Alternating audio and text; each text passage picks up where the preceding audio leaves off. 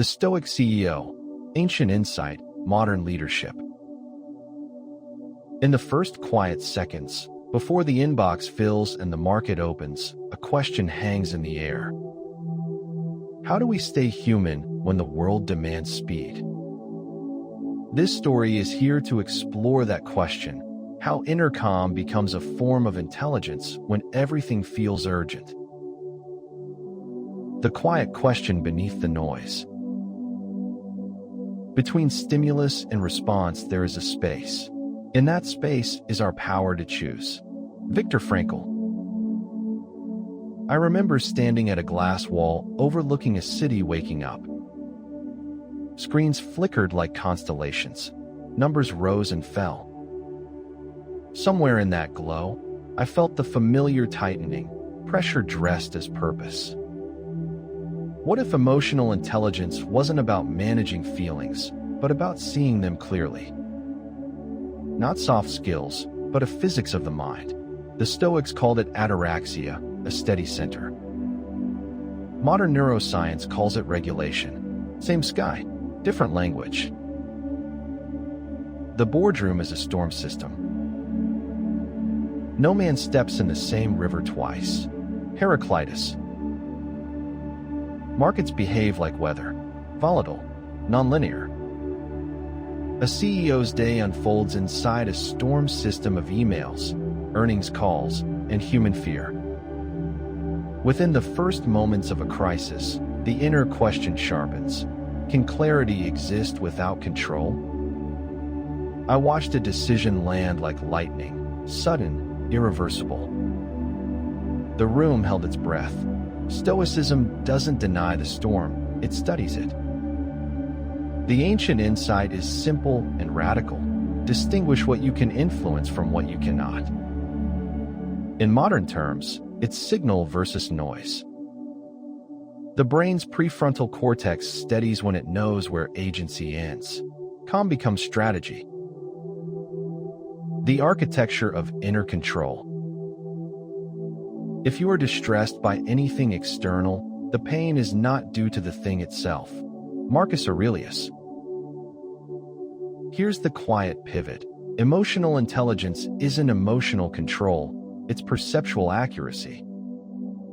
Within the first breaths of pressure, the Stoic CEO asks, what is actually happening? Not the story, the data. Neuroscience shows how the amygdala flares under threat, flooding the body with urgency. Stoic practice trains a pause, a cognitive reframe, that dampens the flare. I felt it once, mid-negotiation, when anger knocked. I named it. It softened. Inner calm wasn't passive, it was precise. Weaponized calm.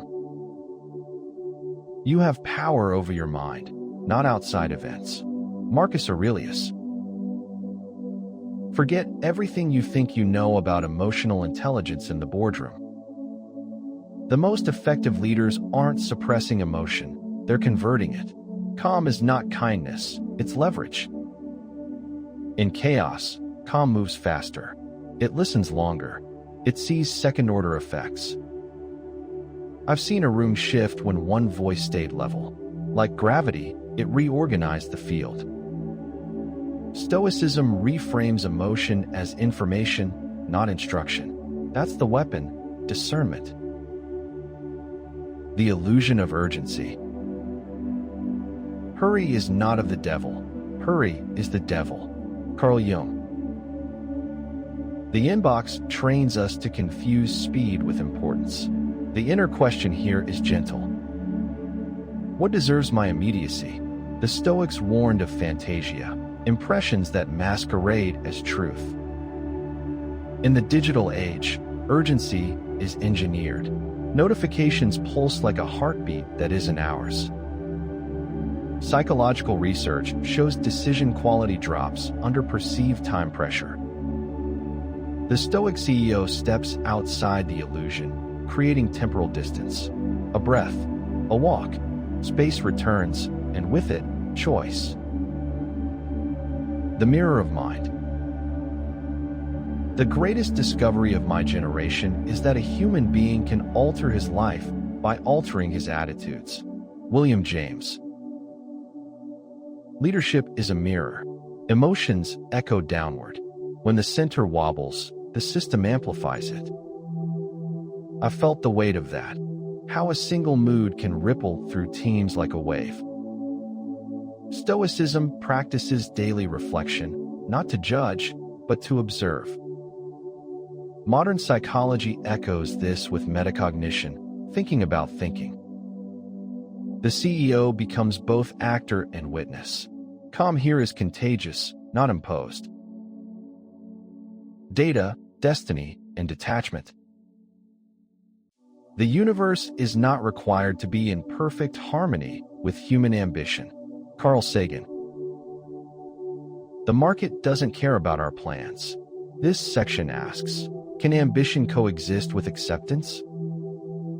Stoicism answers yes, through detachment from outcomes, not effort. I've seen projections dissolve overnight. Detachment isn't apathy, it's alignment with reality. Behavioral science shows that outcome fixation narrows cognition. Letting go widens it. The Stoic CEO commits fully, then releases the result to the universe's indifference. The neuroscience of equanimity. What we think, we become. The Buddha. Equanimity isn't mystical, it's trained. Mindfulness reshapes neural pathways, strengthening regions responsible for attention and emotional regulation. Ancient practice meets fMRI scans. In moments of tension, I return to sensation, the feel of the chair, the rhythm of breath. Sensory grounding pulls the mind from catastrophic futures back to the present data stream. Calm, again, as technology of consciousness. Power without hardness. Where there is power, there is resistance. Michel Foucault. Authority often calcifies into rigidity. The Stoic approach dissolves hardness without losing strength. The inner inquiry becomes, can I be firm and permeable? Softness here is not weakness, it's responsiveness. Leaders who listen without defensiveness access wider intelligence. Psychological safety emerges, and with it, better decisions. Power refines itself. Failure as feedback loop. Ever tried? Ever failed? No matter. Try again. Fail again. Fail better. Samuel Beckett. Stoicism reframes failure as information, not identity, not catastrophe, a loop. I remember a launch that collapsed. Silence afterward. Then analysis, clean, unsentimental. Systems thinking replaces shame. The nervous system learns resilience. Calm persists, even here. The long view. You are not a drop in the ocean. You are the entire ocean in a drop. Rumi. Zoom out far enough and quarterly results look like ripples. Cosmic time humbles urgency. The Stoic CEO holds the long view, legacy over headlines. Astrophysics teaches scale. Psychology teaches patience. Together, they quiet the ego's demand for immediacy. Meaning stretches beyond the next call. Inner peace, outer impact. Peace comes from within. Do not seek it without. Buddha. In the end, the question resolves softly. What kind of presence shapes the world? Inner calm doesn't withdraw from action, it clarifies it. I've seen how a steady mind stabilizes systems, how wisdom older than markets guides decisions newer than code. Ancient Stoicism, modern neuroscience, same dance, different steps. Emotional intelligence becomes strategy, calm becomes power. This is Cosmic Reflections. where philosophy, science, and spirit converge to explore consciousness, the universe, and the hidden architecture of being. Thanks for your time. It's been a delight. What should we explore next? Comment, share, and save your insight. Subscribe to Orbital Sapiens and keep your thoughts bright.